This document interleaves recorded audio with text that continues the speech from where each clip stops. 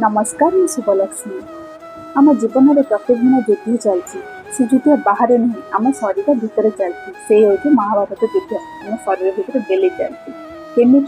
जमीक कि आम मन माने अर्जुन आम चिंताधारा से हूँ कृष्ण आमर पांचटी इंद्रिय होती पांच पांडव और कौरव माने आम चारिपाखे थी लोक बा नेगेटिव भावना। एथर भावना जितब किए युद्ध किए जितब जो अर्जुन माने मन सब बेले कन्फ्यूज रही कौन करी केमी वेट लॉस करी केमी सब जिनस मैनेज करी से आम चिंताधारा माने कृष्ण को आवाज को जदि आम फॉलो करवा ताहले आमर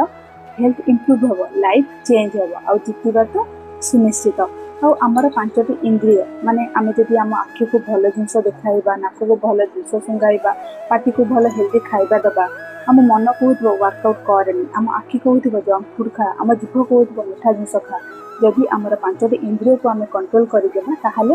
लाइफ तो बहुत भलरे कटिबो। तापर रहा कौरव माने आम चारिपाखे थिबा नेगेटिव भावना को जदि आपण फॉलो करूचंती जदि से तांको कथा सुनुचंती ताले लाइफ रे डिजीज तो श्योर आसीबो स्ट्रेस भी आसीबो आ लाइफ रे माने आपनको लाइफ स्पॉइल हे जिवो। तेणु आपण जदि जितबा को चाहूचंती ताले अर्जुन परि हुअंतु कृष्ण को निज भीतर थिबा कृष्ण को आवाज को फॉलो करंतु कृष्ण को फॉलो करिवे ताहले जितिबे कौरव को जदि शुणिबे ताहले हारिजिबे जदि डिसिप्लिन सह कंसिस्टेंसी रखिबे ताहले अर्जुन को परि आपण आपनको लाइफ रे निश्चय जितिबे।